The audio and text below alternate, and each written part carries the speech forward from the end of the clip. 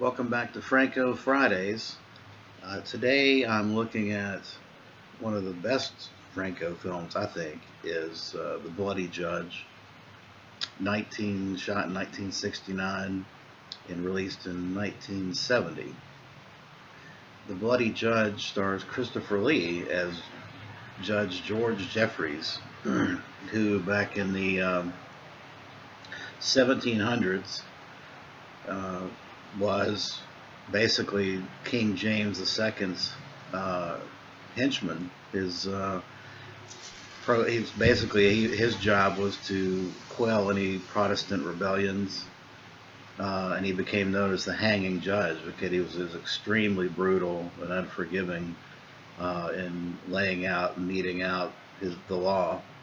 Basically, the law was centered around trying to keep King James II, who was Catholic, in the hierarchy, and quell and squash any kind of Protestant rebellions that tried to kick him off the throne. And Judge Jeffreys was the guy that kind of made that happen. He was brutal and being ruthless in his executions.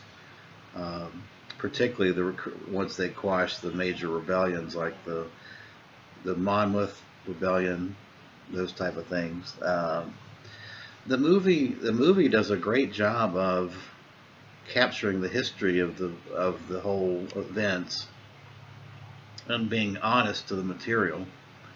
But it can be, I think, confusing for people that aren't knowledgeable about the history of King James II and George Jeffreys, the judge. I would encourage you, if you have any interest at all in this type of thing, is to read Winston Churchill's History of the Modern Speaking Peoples. That probably does the best job of covering King James II. But knowing that background and having an interest in kings and queens of England, I found the first hour of the film very good and engaging because I wasn't lost. If you're not familiar with King James II's rule and how Prince William of Orange tried to kick him off the throne and all these different rebellions and things, you're going to get lost. You're going to get lost and probably find this boring. But I have to admire Franco for his attempt to remain true to historical fact, and in terms of historical sequencing. So the problem is, by doing that in a movie, it tends to have characters coming in and out of the movie that will be confusing unless you're knowledgeable about the history in general. So with that as a caveat, I would say that this is a great film. It combines great acting, great set locations. Once again, this was shot in Portugal, and this time I think Franco finally had quite a bit more production values.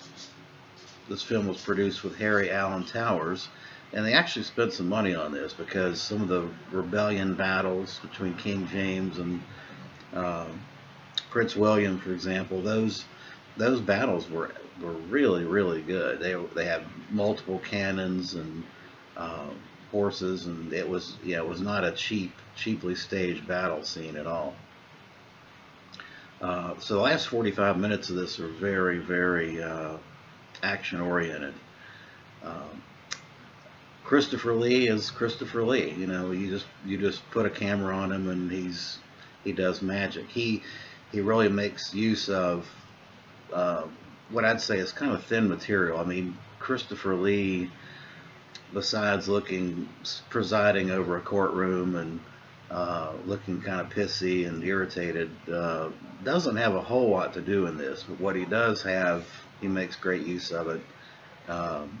Delivering his dialogue and those type of things, he's fantastic. But I will admit, he doesn't have a whole lot to do in this movie. Besides mete out some executions, he just kind of talks a lot. So it's the first hour is a bit talky, but as I said, I think if you're knowledgeable of the history, you'll find it not boring but very interesting, which is the way I saw it. uh, interspersed with the historical background of Judge Jeffries and the hanging judge, as they call it. Franco juices up the storyline with the witchcraft scenario, which really wasn't really historically accurate, I don't believe.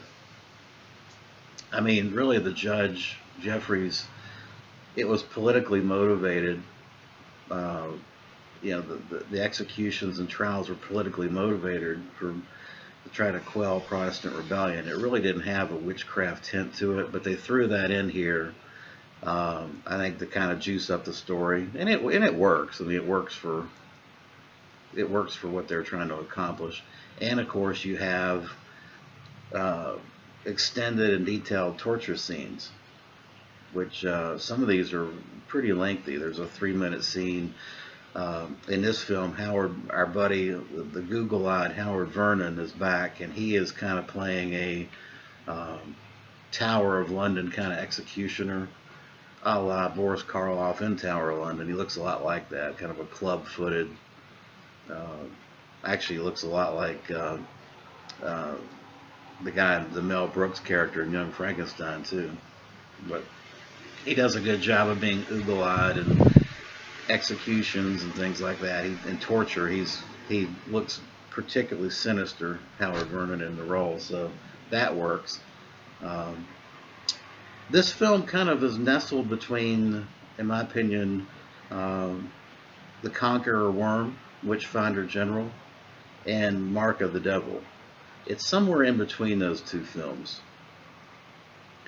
You know, I look at Witchfinder General as kind of the anti-establishment movie.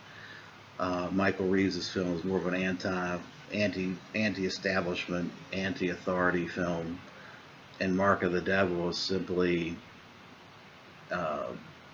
gratuitous sex and violence dressed up in a gothic movie. And I think this film kind of captures both of those elements and does it even better, in my opinion. It's a long movie, though. It's 101 minutes. This is Blue Underground's release. Is the definitive uncut release. It's 104 minutes long, and it has all the scenes that were excised from the film when AIP released the film as The Night of the Blood Monster. There's some of the scenes that were put back in this film are in German, so they have subtitles that come up. But I'm glad to have an unadulterated copy.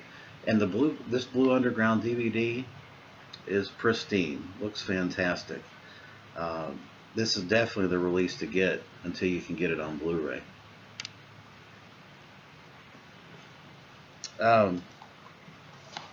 There is a 25-minute interview with Franco and Christopher Lee on this one, and then there's some deleted scenes.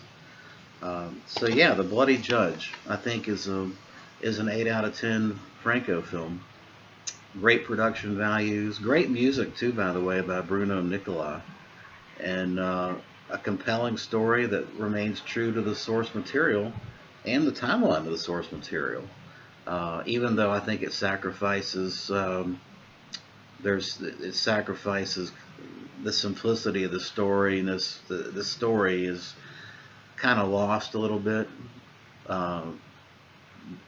Franco did make some sacrifices in terms of being able to follow the story in order to remain true to the source material, particularly the timeline. The timeline is compressed in this film, which makes it very difficult to follow sometimes. But all in all, a great film, 8 out of 10. And I would recommend, this is one of the Franco films I would highly recommend you check out. So that will wrap up Franco Fridays. Thanks for watching.